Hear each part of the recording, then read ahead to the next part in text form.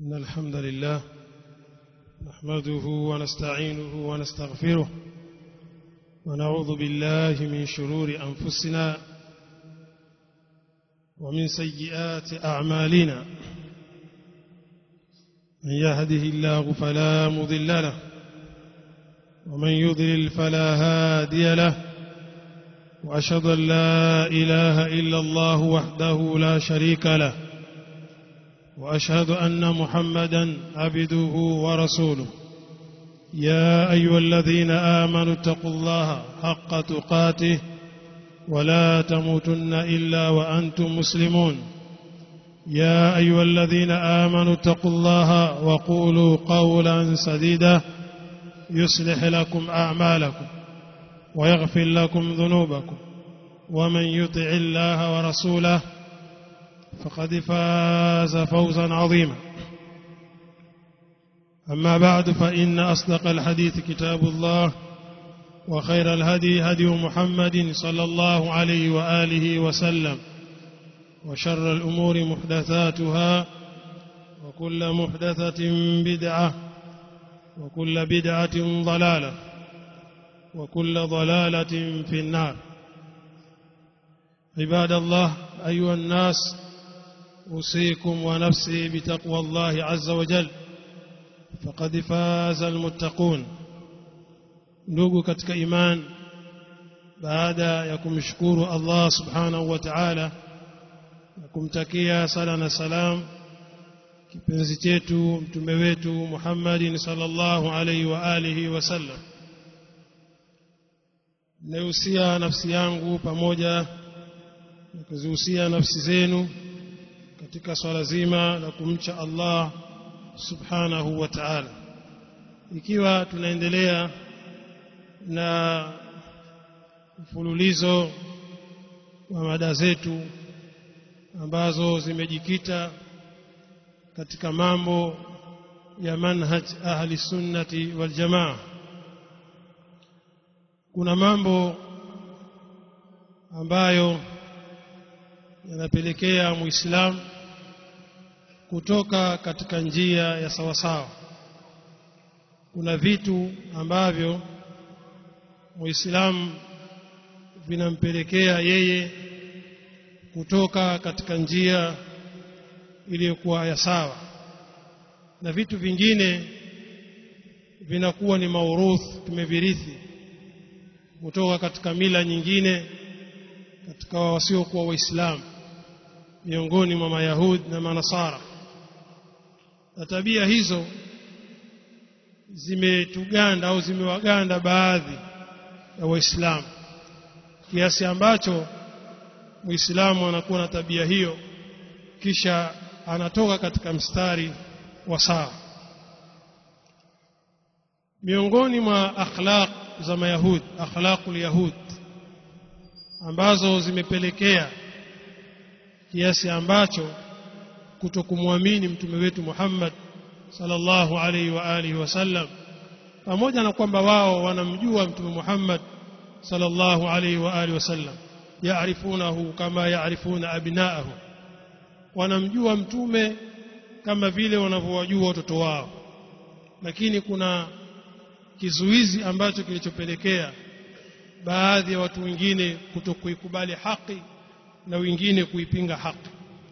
Allah subhanahu wa ta'ala jalla jalalu ameelezea kwenye kitabu chake tabia za watu hawa kwa dhahir na pia vile vile kwa khufia, kwa kujificha, na makusudio yao katika akwali zao na matendo yao.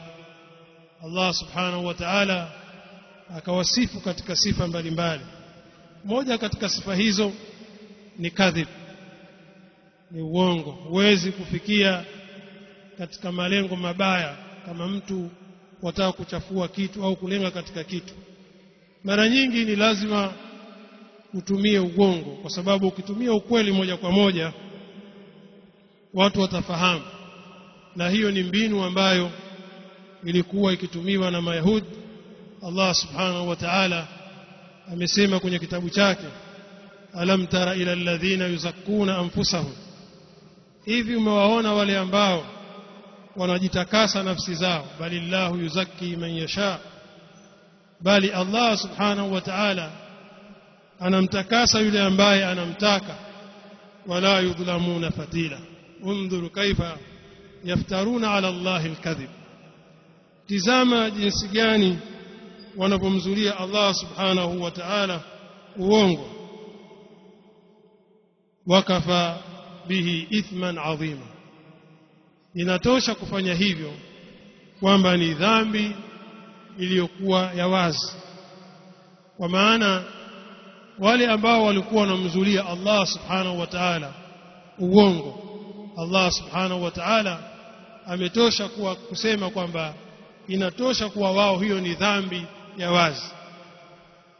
Lakini pia katika mambo ambayo waliokuwepo nayo hao makafiri, kadhalika na sifa hizo zimechukuliwa na baadhi ya Waislamu kiasi ambacho zinawafanya wasifikie ile haki, zinawafanya wasende kuifikia hiyo haki, au hawataki kufikia hiyo haki.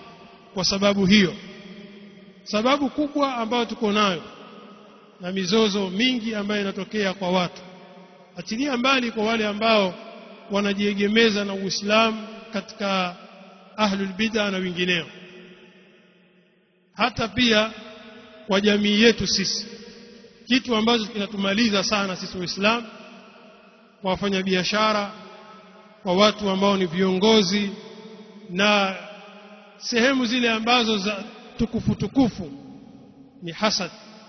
Hasad ni kitu ambacho kinawafarikisha sana Waislamu, lianna alhasada huwa akbar ma yufarriqu almuslimin. Hasad ni kitu ambacho kikubwa sana kinawatenganisha Waislamu, na hatari yake ni kubwa sana katika mujtama ambao tuko nao.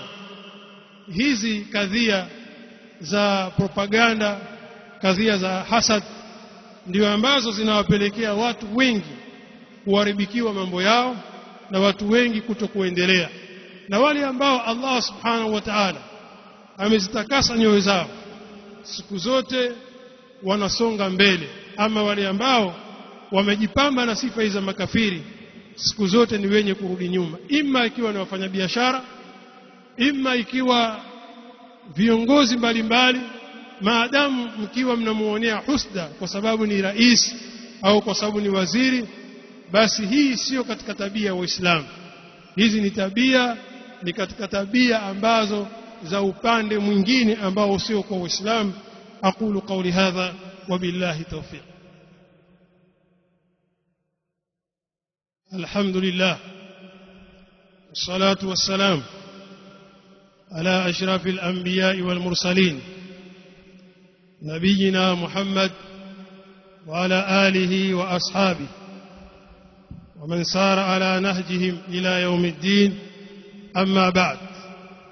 Watukufu Islam, katika mambo ambayo yanatumaliza sisi Waislamu na kutokwenda mbele ni mambo ya husda na mambo ya kadhib, mambo ya ubakhili na mingineyo katika sifa mbalimbali ambazo wamesifika nazo Mayahudi. Na tukisema hasad, nini hasad? Na hili lipo sana kwa wafanya biashara, kadhalika kwa watu wenye ilmu na wale ambao Allah subhanahu wa ta'ala amewaruzuku katika mali. Mambo haya yanatokea sana kwa watu wako wa karibu, ama kifamilia, ama watu ambao wanakujua, kwa sababu hawezi kufanya mtu hasad labda anaishi Saudi Arabia, Mwarabu, akujuaje wewe? Au mzungu yuko Ulaya, hawezi. Isipokuwa wale watu ambao wa karibu yako na wale watu ambao wanakujua, ima katika mali, basi ni lazima husda zikutambae. Na sisi tumeamrishwa kadhalika na tumefundishwa kila siku mwanadamu ajikinge na dua kwa ajili ya sije akadhurika na ain na majicho ya watu na mambo ya watu. Nini maana ya hasad? kwa ufupi al-Imam au baadhi ya wanawachuoni kama Sheikh al-Islam bin Taymiyyah na wazama hizi kina Sheikh Fauzan na wengineo wamesema kwamba tamanni zawali ni'matin anil mahsud au an ghairihi, wanaeleza kwamba maana hasad ni kutamani kuondokewa neema kwa yule ambaye mwenye kuhusudiwa. Yani mtu wewe umeruzikiwa mali, mwingine anatamani kwamba asingekuwa na mali yule mtu. Kwa nini yeye ana mali? Kwa nini mimi sina? Sawaun aradaha an yakuna lahu, mmoja ametaka iwe yake, au antazula wala takunu li ahad, ima iondoke na isiwe kwa mtu mwingine yote. Ndio mahasidi walivyo. Ima yeye anatamani mali ile iondoke kwako, mmoja anataka iwe yake, lakini ima pia vile vile anataka iondoke na wala isiwe kwa mwingine yoyote, kwamba nyote mkose. Hili ni jambo baya sana, na Mtume alayhi salatu wasalam ameeleza katika hadithi mbalimbali. Katika hiyo anasema iyyakum walhasad, iyyakum walhasada, tahadharini na hasad,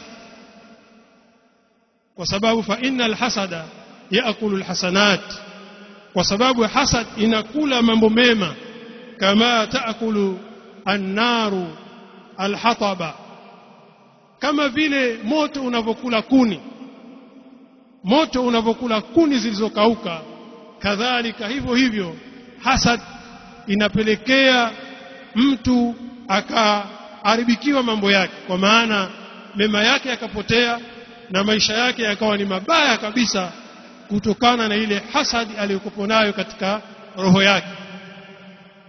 Watukufu wa Islam, mambo haya ya hasad na mambo haya ya chuki zenye husda ndani yake ni mambo ambayo yaliyopelekea mahali pabaya viumbe ambao vimetangulia vya zamani na vya kati vile vile. Iblis laanatullahi alayhi alimfanyia hasad Adam alayhi salatu wasalam pale Allah subhanahu wa ta'ala alipoeleza kwenye Qur'an, wa idh qulna lil malaikati isjudu li Adam fasajadu illa iblis. Kumbukeni tuliposema kuwaambia malaika msijudieni Adam, wakasujudi watu wote isipokuwa Iblis, ndio ambaye hakusujudi. Aba wastakbara wa kana minal kafirin, alikataa akafanya kibri, akawa ni miongoni mwa watu waliomkufuru Allah subhanahu wa ta'ala. Lakini pia akaleta hoja nyingine kwenye baadhi ayat, akasema khalaqtani min nar wa khalaqtahu min tin, kwamba mimi siwezi kumsujudia kiumbe ambaye khalaqtani min nar, umeniumba mimi kwa moto, wa khalaqtahu min tin, na yeye umemuumba kwa udongo. Kwa hiyo mimi najiona ni bora, vipi nitasujudia kitu ambacho kimeumbwa na udongo chenye kuyayuka au kadha na kadha. Lakini pia alifanya vile kwa sababu Allah subhanahu wa ta'ala katika aya nyingine inaeleza kwamba Allah amemuumba kwa mkono wake. Kwa sharafu ya mwanadamu, asili yake ni kwamba ameumbwa kwa mkono wa Allah subhanahu wa ta'ala. Allah amechukua udongo akaupulizia, akatoka Adam alayhi salatu wasalam, kama Qur'ani inavyoeleza. Kwa hiyo utakuta mwanadamu ni kiumbe takatifu kutokana na baba yake Adam alayhi salatu wasalam, na ndio maana wale malaika wote wakaambiwa wamsujudie nabii Adam alayhi salatu wasalam, lakini wote wakatii amri ya Allah isipokuwa Iblis. Aba wastakbara wa kana minal kafirin, alikataa akafanya kibri, akawa ni miongoni mwa watu wenye kumkufuru Allah subhanahu wa ta'ala. Lakini ni kitu gani ambacho kilichompelekea yeye Iblis asimsujudie? Hasad. Alimuhusudu Adam alayhi salatu wasalam. Kadhalika ukisoma ayat utaona kwamba Mayahudi pia vile vile walimfanyia hasad Mtume Muhammad alayhi salatu wasalam kadhalika makafiri wanawahusudu waislamu, na ndio maana wanafanya vitimbwi vingi katika kupora mali za waislamu, kuwaonea waislamu, kuwatonganisha waislamu, kuwafarikisha waislamu kwa mbinu mbalimbali ambazo wanazitumia wao wenyewe, ima kuweka mamluk kwa ajili ya kuwafarikisha watu ndani ya safu, ima kutumia pesa na kutumia vitu mbalimbali kwa ajili ya kuwafarikisha waislamu wasiwe kitu kimoja.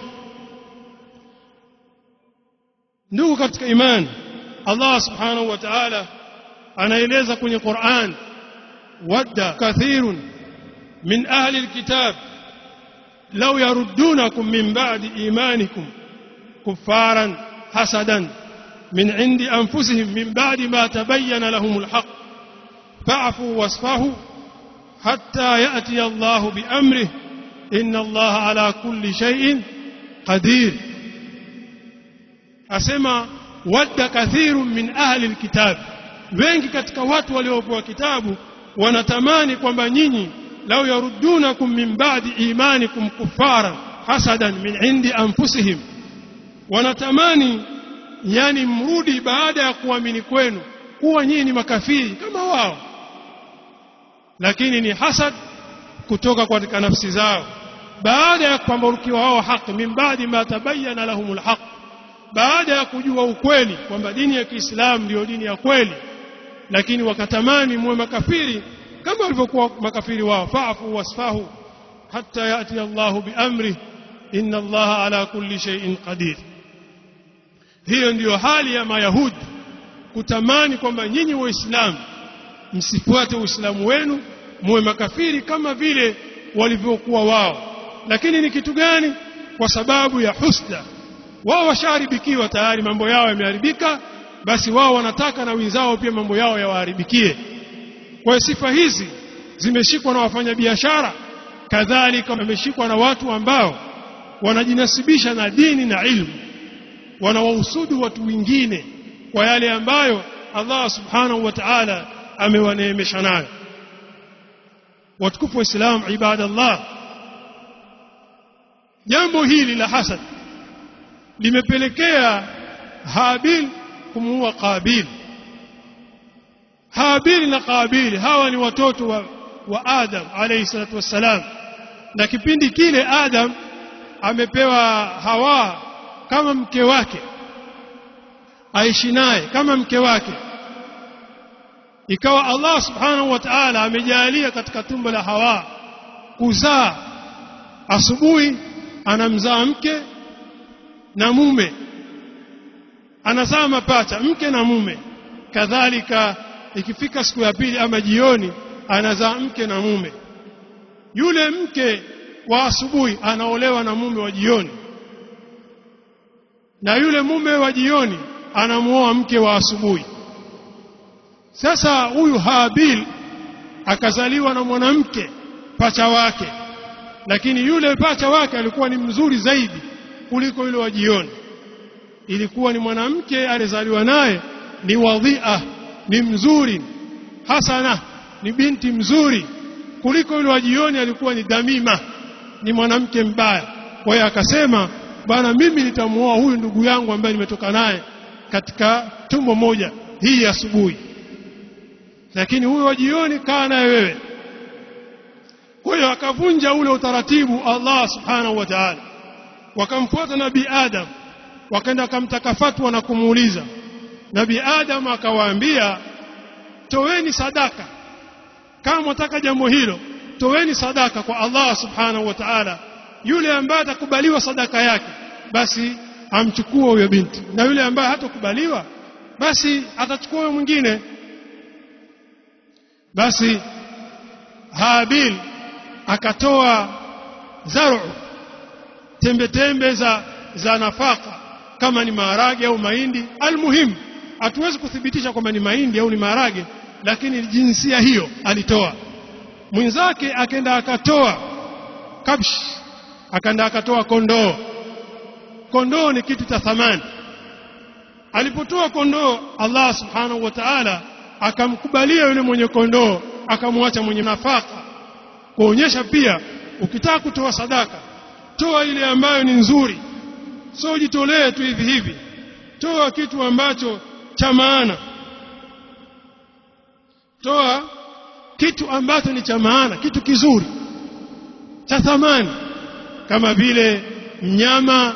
Na tushaeleza katika hutuba zetu za nyuma kwamba mara nyingi mtu kijitolea, ukiamua kuchinja kwa ajili Allah, basi Allah subhanahu wa ta'ala anakufungulia mambo yako na anakukubalia mambo yako. Mtu azakaa mwaka mzima kuchinja hata kijimbuzi cha 70 au kijikondoo, wakati na mambo yako yana vibaya, lakini wewe uchinji, ujitathmini. Kwa mwanadamu wakati mwingine wanatakikana ujitathmini kwa kuchinja mnyama kwa ajili ya kutoa sadaka, ili mambo yako yawe vizuri, uwape mafakiri na watu ambao wanahitaji, na wewe mwenyewe pia ule. Na haya yameelezwa kwenye Qur'an. Haya yalikuwa ni maelezo, lakini Allah subhanahu wa ta'ala amesema kwenye kitabu chake, watlu alaihim naba abnai adam bilhaqi, wasomee hao habari za watoto wa nabii Adam kwa ukweli kabisa, kwa ubainifu. idh qarraba qurbanan, walipotoa sadaka, fatukubila min ahadihima wa lam yutaqabbal min al-akhar, akakubaliwa mmoja wao lakini mwingine hakukubaliwa. Mmoja wao akakubaliwa ambao ni huyo Habil. Huyu Habil akukubaliwa. Pale ambapo akukubaliwa akasema la aqtulannaka litakuwa, qala inma yataqabbalu Allahu minal muttaqin. Hakika hapa na vingine Allah subhanahu wa ta'ala anaikubali sadaka kwa wale wenye kumcha Allah subhanahu wa ta'ala. la imbasatta ilayya yadaka litaqtulani ma ana bibasitin yadi ilayka liaqtulaka, ukiinua mkono wako kwa ajili ya kuniua mimi siwezi kuutoa mkono kwa ajili ya kukuua wewe. inni akhafu Allah rabbal alamin, kwa sababu mimi ninamuogopa Allah bwana wa viumbe wote. inni uridu an tabua biithmi wa ithmika fatakuna min ashabin nar wa dhalika jazaa'u adh-dhalimin. Hakika mimi nataka dhambi zangu na dhambi zako ziwe pamoja, ili uwe katika watu wa motoni na uwe miongoni mwa watu wenye kudhulumu nafsi zao. Mimi ukinionyesha mkono kutaka kuniua kwa sababu ya huyu mwanamke, wewe niue, lakini mimi nataka dhambi zangu mimi na zako zikusanyike, alafu utakuwa mtu wa motoni na utakuwa vile vile ni katika watu wenye kujidhulumu nafsi yake. fatawat lahu nafsuhu qatla akhi, akainua mkono akamuua ndugu yake. faqatalahu fa asbaha min al-khasirin, akamuua akawa ni miongoni mwa watu waliokula hasara. Akawa anajuta, ndugu yake ashamuua, atamfanya nini ndugu yake? Hana la kumfanya, akawa anajuta. Akawa utaratibu wa kuzikana hakuna, hajui atamfanya nini. Iko pale tumeshafariki, lakini hajui utaratibu wa kumfanya. Allah subhanahu wa ta'ala faba'atha Allahu ghuraban yabhathu fil ardh liyuriyahu kayfa yuwari sawat akhihi.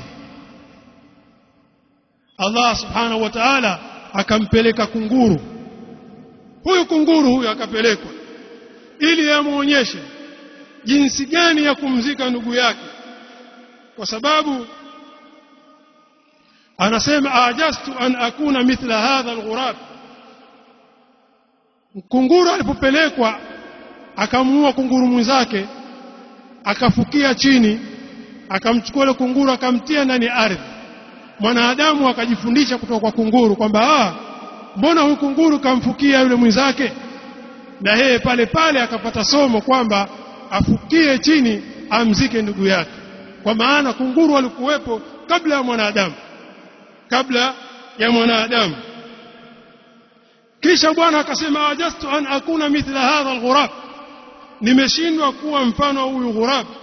fa uari sawat akhi fa asbaha minan nadimin, akamwambia nimeshindwa kuwa mfano wa huyu kunguru ili nimzike ndugu yangu, lakini akawa ni katika watu ambao wenye kujuta. Akawa anajuta kwa kitendo kile ambacho alichokifanya. Lakini kwa nini alimuua ile ndugu yako? Ndio mahali shahid, tunatafuta mahali shahid. Alimuua ile ndugu yake kwa sababu ya husda, kumuona kwamba yule ndugu yake yeye kapata mke mzuri. Kwa nini kapata mke mzuri na mimi sijapata mke mzuri? husda ndio imeanzia hapo. Ndio hivyo hivyo mtu, kwa nini yule ana mali na mimi sina mali? Tutumie mbinu za kumuua. Kwa nini yule kadha na mimi hivi? Tutumie mbinu fulani. Kwa nini yule kafanikiwa, kwa nini mimi sijafanikiwa? Kwa nini yule ana nini na mimi na nini? Tutumie mbinu fulani. Na ndio maana utakuta kwamba baadhi ya mambo yetu mazuri, marakizi zetu nzuri mbalimbali, kuna baadhi ya watu wengine wanazibeza, wanazionea husda, lakini wao hawana wanachokifanya, hawana wanachokifanya chochote, hawana matunda yoyote, hawana mafanikio yoyote, lakini wanalenga katika sehemu ambazo watu wamefanikiwa na wamepiga hatua kwenda mbali zaidi. Na hii tabia sio katika tabia nzuri. Allah subhanahu wa ta'ala amelikemea jambo hili. Watukufu wa Islam, Allah subhanahu wa ta'ala kisha akaendelea akasema, min ajli dhalika katabna ala bani Israil, kwa sababu ya huyu kumuua ndugu yake tumewaandikia bani Israil, annahu man qatala nafsan bighairi nafsi, kwamba yoyote atakayeuwa nafsi ya mtu mwingine, au fasadin fil ardh, au akafanya ufisadi katika ardhi, fakaannama qatala an-nasa jami'an, hakika pana vingine ni kama vile umeua nafsi zote. Kwa yoyote yule ambaye atakayeuwa nafsi moja, hukumu yake ni kama vile ameua nafsi zote. Waman ahyaha fakaannama ahya an-nasa jami'an walaqad ja'atuhum rusuluna bilbayinat thumma inna kathiran minhum ba'da dhalika fil ardi lamusrifun. Wa watukufu Islam, katika visa kama hivi na haya ambayo nimeyataja, haya ni mambo ambayo ndiyo ambayo yanaleta ufisadi mkubwa katika ardhi. Leo kuna watu labda wako katika mambo yao ya madaraka, wengine wanafikiria lini nitakuja kuwa rais, lini nitakuja kuwa kiongozi mkuu. Kwa hiyo anatumia mbinu yoyote katika kufanikisha na kufikia lengo lake, hata kama ni kwa madhambi. Na ndio maana utakuta labda viongozi wakubwa wanalindwa sana kuhakikisha hakuna mtu ambaye anakurubia pale kwa ajili ya kupora yale madaraka ambayo yuko nayo. Lakini katika vitu ambavyo pia watu wanaona husda sana ni watu ambao wanasoma dini yao ya Kiislamu, au katika maulama wakubwa kadhalika, wao wenyewe pia wanaoneana husda. Huyu anamuonea huyu na huyu anamuonea huyu. Tukifika katika hali hiyo, basi ni lazima upomoke, na yule ambaye hana tabia hiyo ni lazima aje juu. Hiyo ni kawaida, ndio ulimwengu ulivyo, ndio mambo yalivyo katika dunia. Ikiwa wewe una tabia ya kufanya husda kwa wengineo katika biashara, katika mali, siku zote wewe utakuwa waishia kuuza nyanya. Nyanya zenyewe hazipigi hatua, kila siku kijibao hicho kimoja, kwa sababu ya husda, ya kumuonea husda mwenzako mwenye mabao 5, mambo 6 ya nyanya, na anafungasha magari kwa magari kutoka Lushoto na analeta hapo. Lakini kwa sababu ya tabia yako husda, wewe kuonea watu husda, utaishia hapo hapo. Na hayo yanapatikana kwa watu ambao wanafanya labda biashara mbalimbali za magari, na hata bodaboda za baskeli, atilia bodaboda za pikipiki za baskeli. Wao kwa wao kuna wengine wanaoneana husda kwamba huyu ana abiria wengi, mimi sina wengi. Kadhalika wa pikipiki, na hivyo hivyo wa magari na kadhalika. Dunia ndio iko hivyo, na ndio maana wengi katika sisi hatuwezi kufanikiwa kwa sababu ya husda na chuki ambazo ziko katika nyoyo zenu. Moyo wako ukiwa safi, ukiwa mkunjufu, wallahi wa billah, kila siku wewe utakuwa ni mtu wa mafanikio. Wapendelee watu mambo ya kheri, na wewe vile vile Allah subhanahu wa ta'ala atakupa kheri nyingi. Lakini usipofanya kheri, matokeo yake ni majuto makubwa, kama vile alivyojuta mwana wa Adam kwa kumuua ndugu yake. Kamuua ndugu yake, amekata udugu, ndugu mmoja, baba mmoja, mama mmoja, kisha wamuua kwa sababu ana mke mzuri. Uzuri si unakwisha? Au yeye anapata sehemu gani na unapata sehemu gani? Nyote mnapata sehemu moja, lakini ni ile tamaa ya mwanadamu. Mwanadamu siku zote anakuwa na tamaa, na ile tamaa ndio ambayo inamuingiza katika sehemu mbaya sana. Matokeo yake atabaki ni mwenye kudhalilika kwa sababu ya husda na chuki ambazo mwanadamu anajifungana nazo katika nyoyo. Jambo hili sasa linaweza kumpelekea mwanadamu akatoka katika mstari wa sawasawa kwa sababu ya vitu kama hivi, na haya yametokea na mifano tunayo mingi ambayo tunaweza tukaipiga, lakini kutokana na wakati hatuwezi kutoa mifano hiyo. Lakini wapo katika wanawachuoni wakubwa waliowafanyia husda baadhi ya wanawachuoni wengine wakapotea, na hilo lilitoka katika zama ya Sheikhul Islam bin Taymiyyah na kuja nyuma vile vile katika kipindi cha al-Imam Sheikh al-Islam Ibn Taymiyyah. Kipindi chake Sheikhul Islam Ibn Taymiyyah, katika kipindi chake kulikuwepo na wanawachuoni 40, wanawachuoni 40 katika zama zake. Sio wanawachuoni wa kubabaisha, ni maulama aima wa Kiislamu wakina Ibn Daqiq al-Eid. hao ni katika wanawachuoni wa usulul fiqh, wanawachuoni wa kifiqh, na wengineo katika wanawachuoni wa aqida na wanawachuoni wa hadith katika zama za Sheikhul Islam Ibn Taymiyyah, lakini wote aliwafunika Ibn Taymiyyah. Leo tukikaa tumtaja Ibn Taymiyyah, lakini wale wakina Subuki ambao al-Imam Ibn Taymiyyah alikuwa akinukulu baadhi ya mambo kutoka kwao kama kwa al-Imam as-Subuki, lakini Subuki huwezi kumsikia kwa sababu alikuwa akimfanyia husda Sheikhul Islam Ibn Taymiyyah, na yeye alikuwa na ilmu nyingi zaidi kuliko Ibn Taymiyyah katika baadhi ya mambo, katika baadhi ya masai, na wengine wengi ambao kwa leo hatuwezi kuwataja. Lakini Sheikhul Islam Ibn Taymiyyah jina lake ni lenye kutajwa kwa sababu moyo wake ulikuwa uko wazi, moyo wake yeye ulikuwa uko safi kwa wanachuoni wenzake, na alikuwa yeye anazungumza kwa ikhlas. Wakati mwingine ikhlas ndio ambayo inamtangaza mtu, lakini wakati mwingine ikiwa una ikhlas, hata kama unaishi katika miji mikuu, hata kama unaishi Lagos, unaishi Nairobi, unaishi Dar es Salaam, na mwenzako yuko huko ndani kabisa huko, lakini kwa ile ikhlasi yake na utukufu wake ikawa watu wanatoka katika miji mikuu na miji mbalimbali, kutoka Nairobi, kutoka Lagos, kutoka wapi, Copenhagen, kila mahali wanakwenda huko kijijini kumfuata huyo shekhe au huyo alim au mtu fulani, kwa sababu ya ikhlasi yake na kwa sababu ya moyo wake na juhudi yake kwa kumtanguliza Allah subhanahu wa ta'ala. Lakini wewe ambao uko ndani ya mji, watu wasikupatilize kwa ujinga wako uliokuwa nayo na husda zako na chuki zako ambazo wewe unaendelea nazo. Watukufu wa Islam, mada hizi ni mada muhimu sana. Mambo haya ni mambo muhimu sana, kwa sababu waislamu wengi wanafarikiana, wanagombana, wanachukiana. Hakuna kitu kingine, ni kwa sababu ya husda. Kwa nini yule ana vile na kwa nini huyu hana? Kwa nini yule vile? Kwa nini? Ukisasema kwa nini, khalas wewe unatakikana upigiwe takbira 4 za kuzikwa, takbira 4 za kuzikwa ukiwa na tabia hii. Rabbana atina fid dunya hasana wa fil akhirati hasana wa qina adhaban nar wa aqimis